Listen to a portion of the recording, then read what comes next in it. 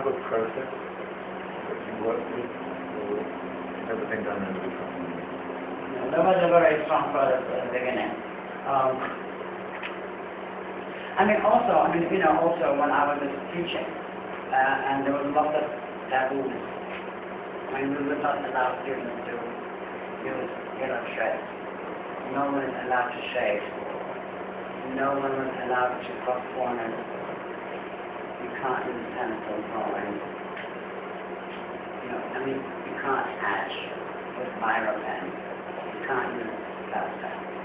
You can't use a magic marker.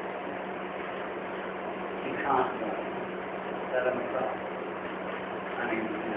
So anything, but it was interesting, anything to do with kind of antiquity was erased from the unity. And only plastic or whatever. Mylar ink. Acrylic. Anything made in 20th century was allowed in present. Looking at the drawings downstairs, with your ink drawings at the peak, Oh, Mylar. they seem so far away now. There's no communication is not the same now. Yeah, I still think that I love them. I do like the drawing. I do like the drawing process, and I do miss it. Because I think it's also you have to have an extremely steady hand with size, and it took hours of passion to do them. And so very important. And when you do them, you do ponder, things. I used to. There was nothing to say, and in my fourth year, there was a moment at the end of the year when Roman Eden declared that I was the only one in the class that understood anything. That was completely a shock to me. I'd gone to there and told my teammates that my God, they're going to kill me upstairs. Blah blah. And they said, oh, they think you're wonderful. I said, oh no. So anyway, and then I said, but you're drawing, you're terrible. So the story. Then they gave me the room, and of course, some of the people that he locked me up. And he would come every hour and say, do you need anything? Can I get you a drink? Do you want to go somewhere? I said, the toilet. And he didn't understand it. I couldn't get out from the registrar's office. There was another door. So, and he told everybody, he had this, princess locked up on the floor of the AA. So that's when I started to draw there. Now, what happened was I could not really, I realized then that I could not express what I wanted spatially through normal drawing, or normative process, and that I needed some other thing. But also, Roman Eden already began doing some of his drawing, and Maddie and Zoe doing these paintings. It wasn't necessarily my invention. But I think that the abstraction, combined with abstraction and the importance of the method of drawing, which I think became another method. I think the drawing really was more than a process of drawing or graphic. So the idea of drawing or many layers of trace made it possible to think about layering in terms of a process in the evolution of the city. Superimposing images over each other by hand, and some things would appear, sometimes disappear, would also have an impact on the architecture. So it was no longer just a graphic interpretation. And the abstraction obviously was very critical in terms of site analysis, because you can abstract certain things, and some things in the site would you pick up certain lines, and they become very important as a way of engaging the site and how you unravel the site. You said time to think, which is very It is very, very important. And I did another, which was this is not here, a book on the Irish house, where many things were cut out, and that was an early process about, carving. So I think all these processes and a real impact at the time on the work itself, which was obviously very important. It was always, we always did everything at the same time. Drawing, painting, models, ink, everything. The models also downstairs are extraordinary in the range of different techniques we use. Some are paper, some are, I guess, transparent model of Cincinnati. That's perfect. Well, I think the early models of either Gujarat and the guy, which were all transparent, and you begin to see through the whole building.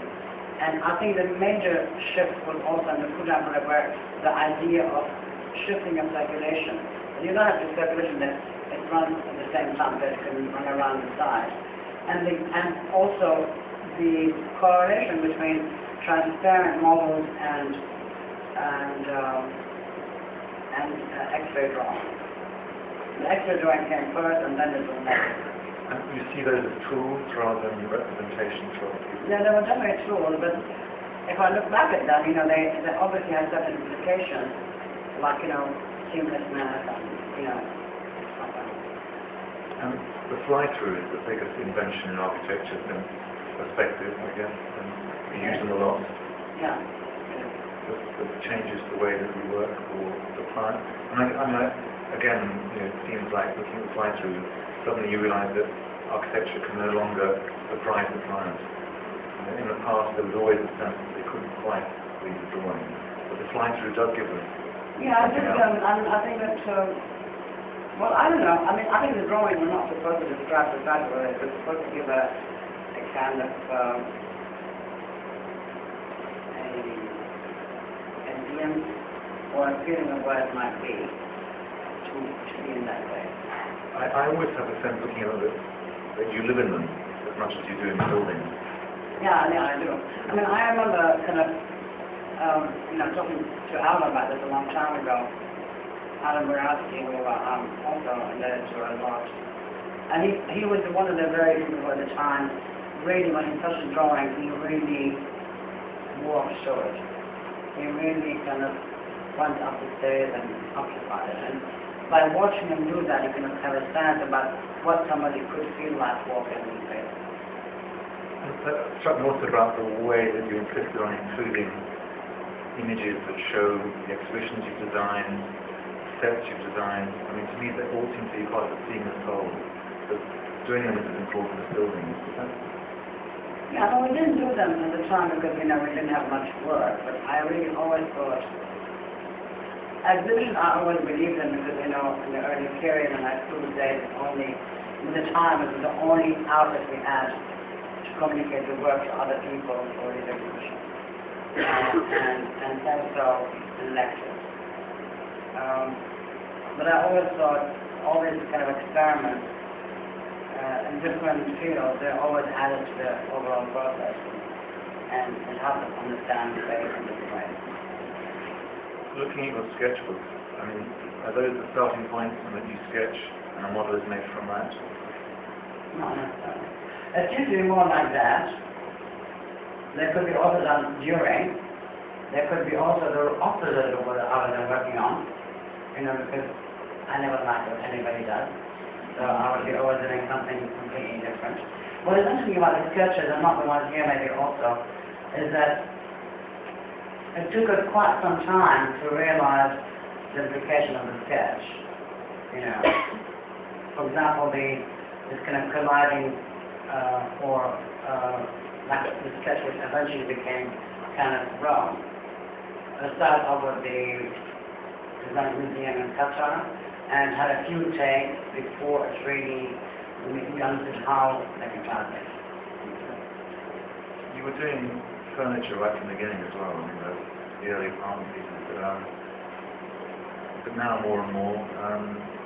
Again, is that living in the same landscape or are they different? No, they're the same. Of course, they have kind of different qualities, but they're not really a fragment.